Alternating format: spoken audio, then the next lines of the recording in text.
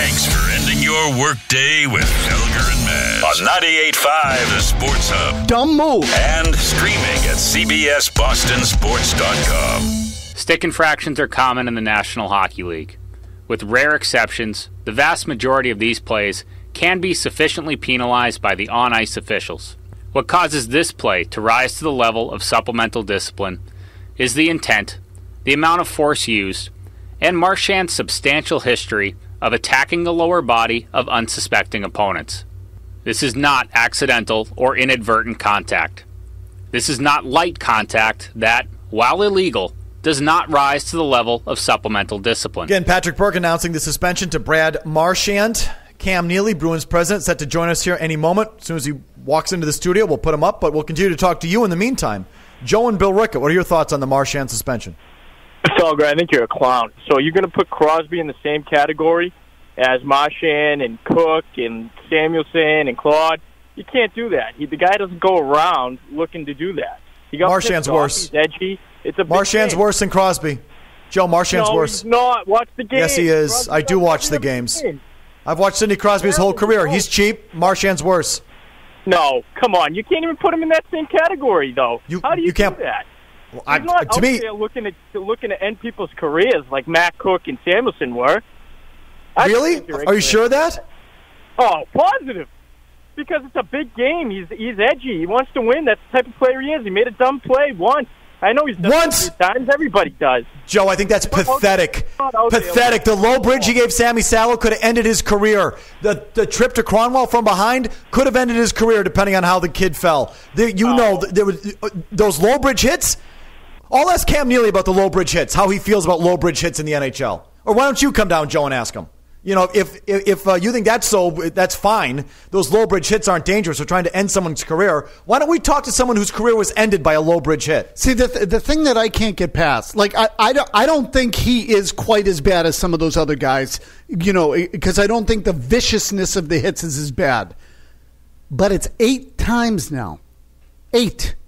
Like to say that you can't mention him in the same breath is so wrong when he has had 8 incidents that have required disciplinary action from the league. So Cook targeted the head, Marchand's targeting the legs and lower, or he's targeting the lower body. I don't know. You ask athletes, would you rather get hit in the head or the knee? A lot of these guys, the football players, would rather get hit in the head. They don't want to get hit in the knee. They don't want to lose their career. They feel they can come back from concussions, but not knee injuries. So, sorry. Again, 8 times. See, to me, that's the part of the story. And again, look, the other part of it is the timing of it, right? You're talking about a part of the season here now where the team is, A, playing for a playoff spot and now playing for playoff seeding. So that part of it is impossible to ignore. Horrible timing. You could not pick a worse time to resort like that or revert like that than Marchand did. And then the other thing is the history. How do you get past the history of it? Right? Again, 8 incidents that have required discipline from the league. Now we're joined by Cam Neely, Bruins president. From time to time, joins us here on Felger and Maz. Cameron, how you doing?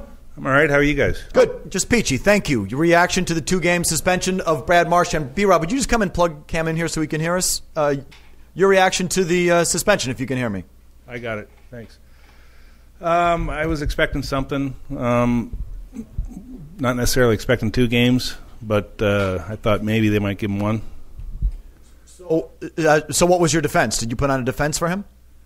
Well, based on the fact that that type of incident didn't there wasn't a suspension previous for doing something like that. So that was the argument. Like, there's been players been fined but not suspended for it.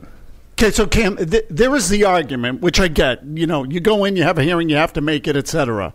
Then there's the reality of 8 incidents.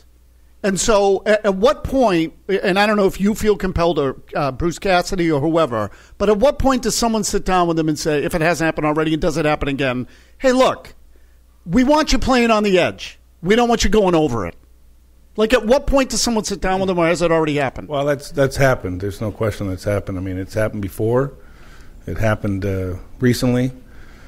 Brad's a pretty intense, emotional player, and we don't like to see him cross the line like that. But the conversations have happened. Have you considered, and this might sound silly, but have you considered getting him help talking to someone. I know Matt Cook talked to someone. I mean, have you considered doing that with Brad Marchand? Has he done it? I don't know if he's done it personally. I don't think we've considered getting him help. I mean, I think he can learn how to control himself better. Do you? Well, I mean, the position he put the team in last game, I think, is a real eye-opener. That the importance of the game, the fact that he's getting suspended.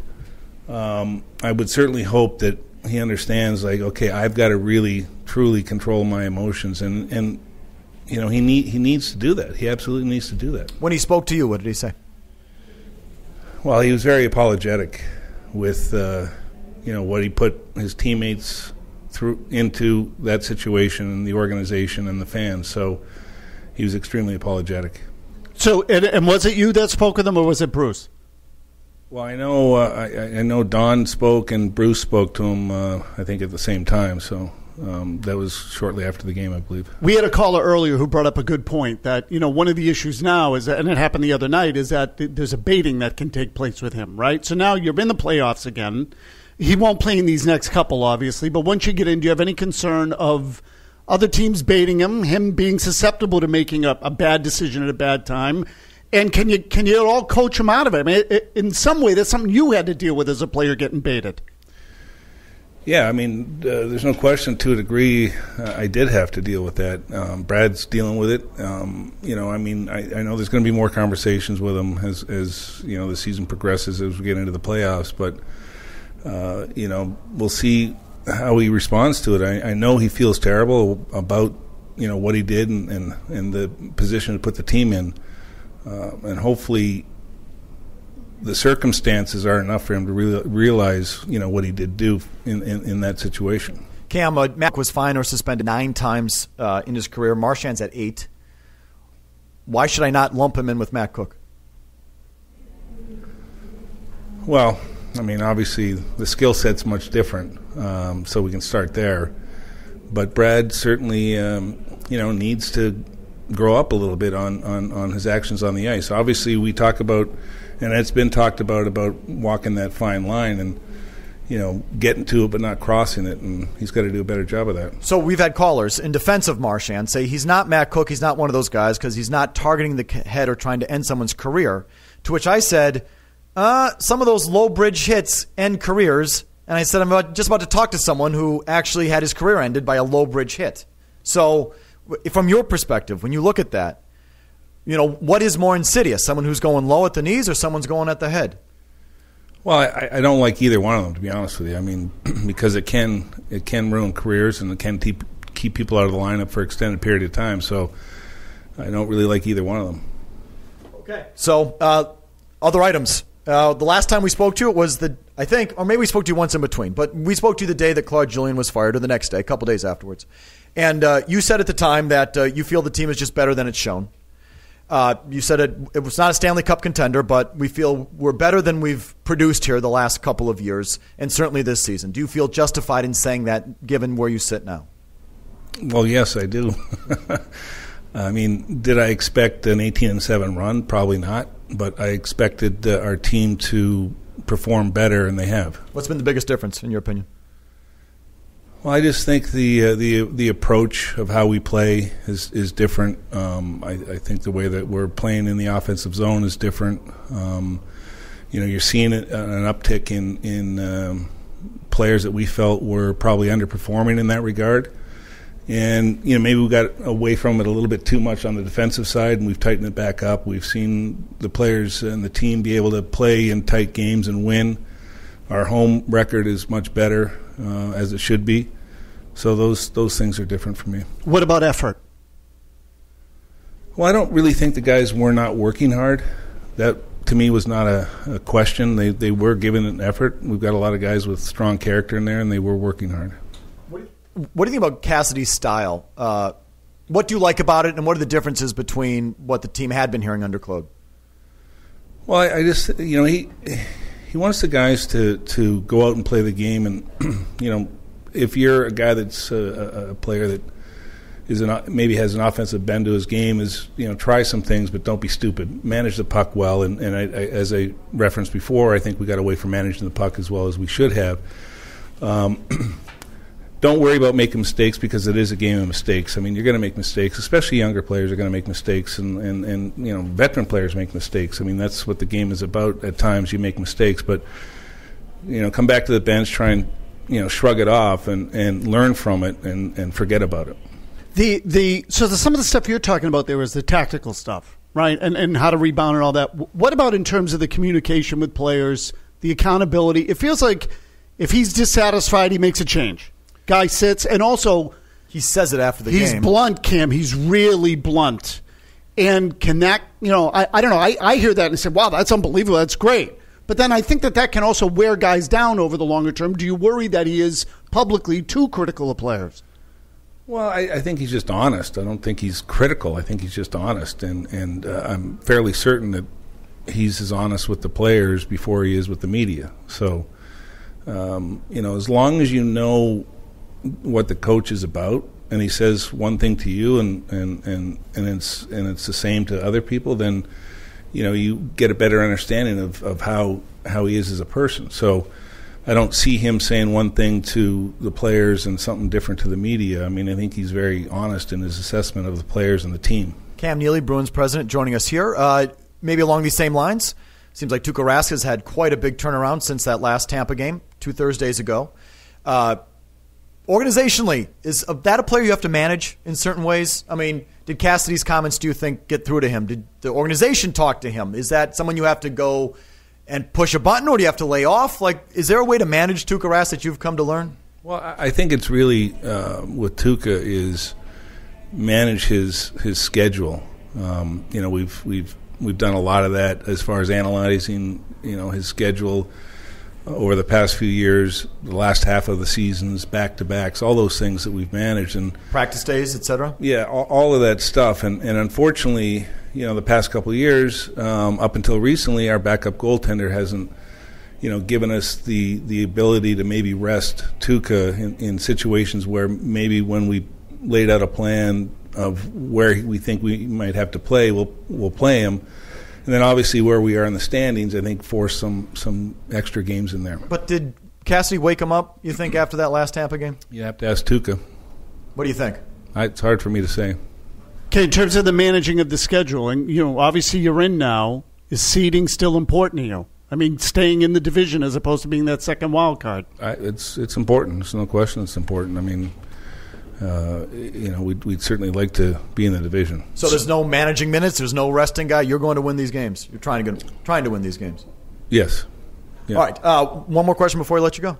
The kid you brought up from BU, that decision, and it's been reported that you're going to burn the rookie year on each of those guys. Is that true? First of all, for JFK, yes. Okay, so Carlson, because he signed an NHL deal. McAvoy's on that AHL tryout deal, but if you play him in the NHL, that burns a. One game it does burn for him. Okay, it was reported that was the quid pro quo, that he wouldn't have come out unless you guaranteed you'd play him a game and burn the year. Is that accurate? No, that's not accurate. I mean, we've Don has had a number of conversations with the player and the agent about what we feel is going to be best for his development. And then we said if we feel there's an opportunity where we think he can help us and we need him, then that's a different story. But we look at how Werenski in Columbus, how he went to the minors, and the year he's having this year, instead of jumping right into the NHL, the defensive position at the NHL level is a strong learning curve, and he's got all kinds of skill. We know the skill he has. We just need a little bit more structure. Okay, so the decision to let Carlson burn the rookie year here, you only get 2 years of team control at real cheap dollars, where if you had not played him or given him that NHL deal here, right, you'd have 3 years, which is what you want. Is that the game that you have to play where he's not going to come out unless you say you can burn a year? Yeah, and we also feel like he could, we felt he could help us. He's a strong two-way centerman, probably more NHL ready. So we felt that if there was a situation for us to plug him in the lineup, he could help us. Is he going to play? Well, we got to see about we're waiting on the visa issues. So. Oh, that's still not over? Yeah. Isn't that crazy? Ridiculous. Well, it's understandable, I guess, in today's environment. Especially if you call Trump. Seriously. It's harder than ever, right? But that is silly.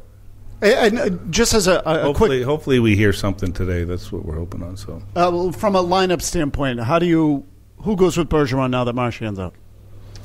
I think he might stick Vetrano up there. If he's ready to go, it'll be a game time decision. I guess warm up. We'll see how it is. But I think that's the plan if he does get in the lineup. Okay, Olympics dead, or is there still a slimmer of hope? Everything I'm hearing, it's dead. So we'll see, if that's really the case. Okay. And Marchand, is he in the building? Is he allowed to be in the building? Is he going to... Yeah, he's allowed to be here. He's allowed to work out. He's allowed to practice. He's allowed to skate. So he's going to be on 9. He's going to talk to the media today and all that stuff? I don't know about that. Okay. Right. Cam, thanks for coming down. We appreciate it. All right, so a week from now, Cam, we get to talk about a playoff game. How about that? Isn't that exciting? Felger and Maz. Felger and Maz.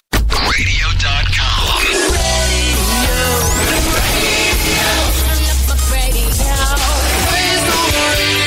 Radio.com.